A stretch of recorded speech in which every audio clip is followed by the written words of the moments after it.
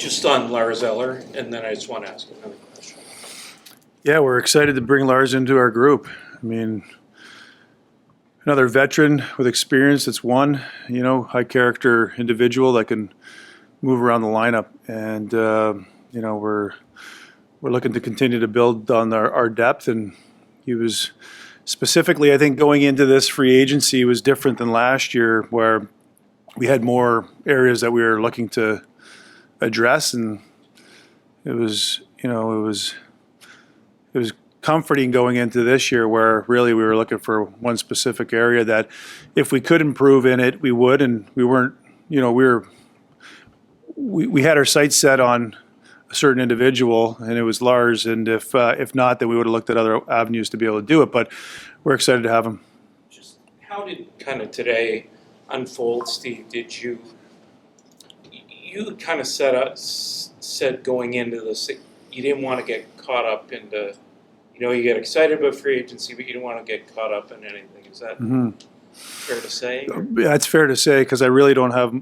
I have a little bit of an idea what's gone on today, but I don't really know any specifics. We were focused on our specific need and seeing if we had an opportunity to address that, and we were able to do it. We know there's other opportunities for you to make your team better as they come, but how do you feel about your roster right now with the shopping you've done on July 1? Well, we feel good. I mean, I guess the July 1 on adding Lars Eller today was significant for us, heading into the season. And look back, Dylan Cousins and Fabian Zetterlund, Jordan Spence at the draft. So it's kind of, we didn't have a lot of to do in free agency this year as far as acquisitions. We sort of the work has actually kind of been laid out. Been a bit of a slow roll. Do you foresee making any other additions? Like you have 12 forwards, 7 defensemen. Yeah, I guess we'll see. Most likely not. Like, we feel comfortable with where we are. We're working on our depth as well throughout the organization, and Matt Turk's done a fine job building up some depth. As you know, we need depth throughout the organization and throughout the year. We used a lot of it last year, so making sure we're being specific in getting players that can come in and help us. For Lars Eller as well, how important is he just for that fourth line center role? Or, I know you say you play yourself into positions, it's going to come later, but when you looked at your chart.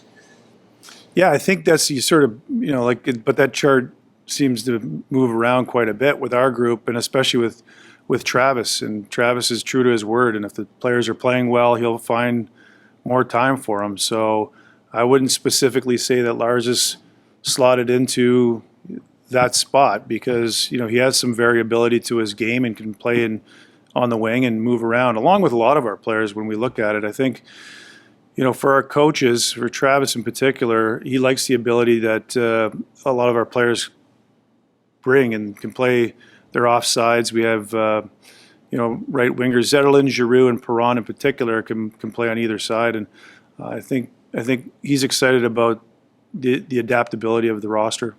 We can finally also ask you about Claude Giroux signing. Can you tell us just how that came about, and also his willingness to accept that contract? Yeah, I think let's start there. He shows the true character of what Claude Giroux is all about, where there's an opportunity for him to become an unrestricted free agent, and he's earned that right. Believes in what we're doing here in Ottawa as a group, believes in his teammates, believes in himself. And, we're grateful to have a player like that and a person as well. He's put in a lot of work for our organization. We're very grateful for him and his family and what he's all about.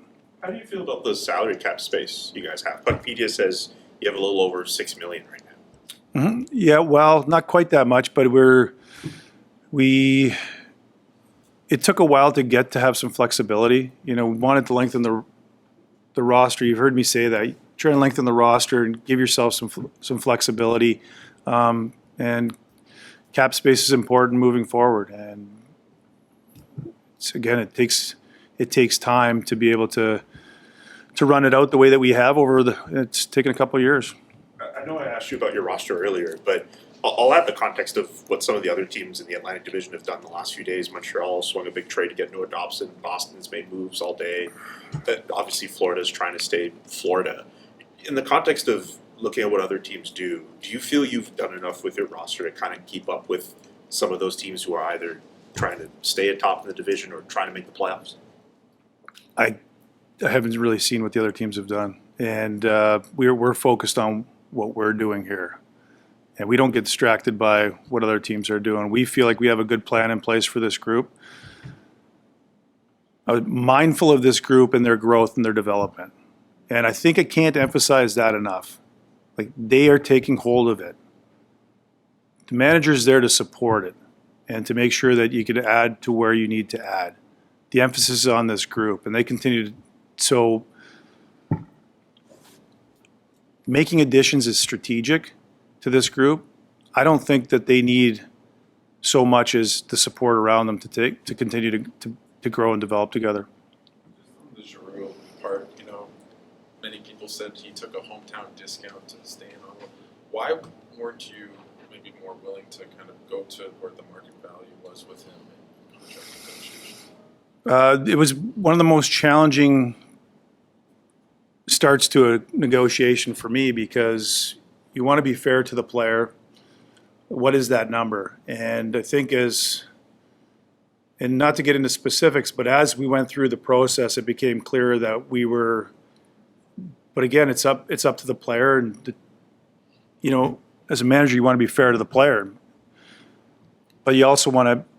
The goal is to continue to grow the team and also to win, and to be able to do that, you need to manage, the cap and the salary properly. And the negotiation with Claude allowed us to do what we did today, and also give us the flexibility moving forward. With that, why didn't you go to 2 or 3 years on a contract? Why was it a 1-year deal? It was mutually agreed upon.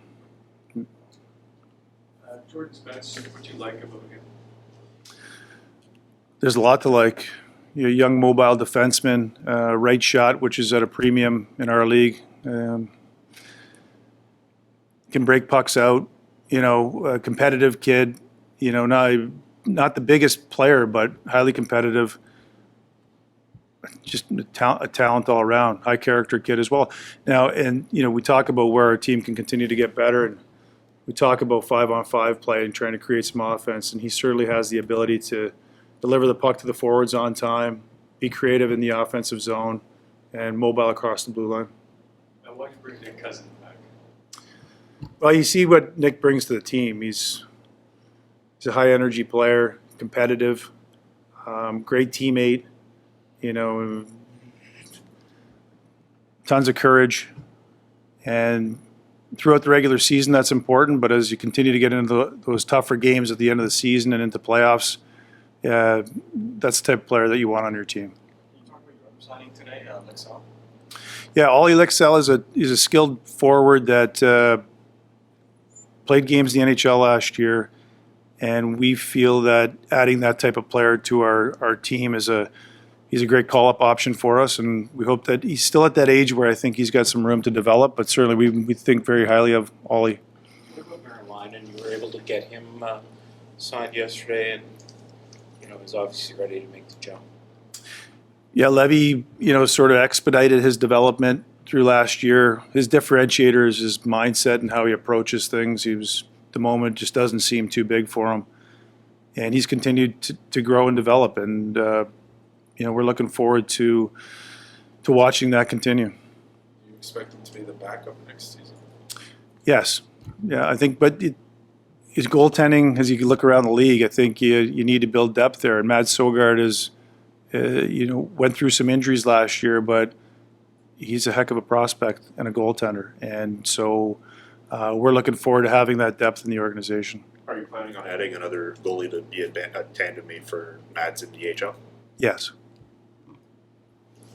Steve, Travis touched upon a couple weeks ago, just checking in on guys throughout the summer with what you said earlier, the development and the development of internal growth that you mentioned. Just kind of, what does the summer look like for you now, touching base with the guys that back next year? In my communication with the players, a lot of that's through with the coaches. Yeah, I call and check in and still keep in contact with the players. But that communication is typically with the coaches. And we have a lot of our players they've kind of gone home and come back, and they'll come in early for training camp. And they did so last year. They showed a great deal of commitment getting ready for training camp, and I expect the same this year. Shane Pinto, extension eligible, I think, as of today. Do you expect to have any negotiations over a contract extension? Yes. Like soon? Soon enough, I hope. I mean, we feel like Shane's a big part of this group. That's it? That's all? Okay. Maybe expect some more bubble signings later today or? Yeah, we'll continue to work on it. I mean, there's some of them are pending, so I'm not sure. By the time we walk downstairs, they could be out already. Yeah.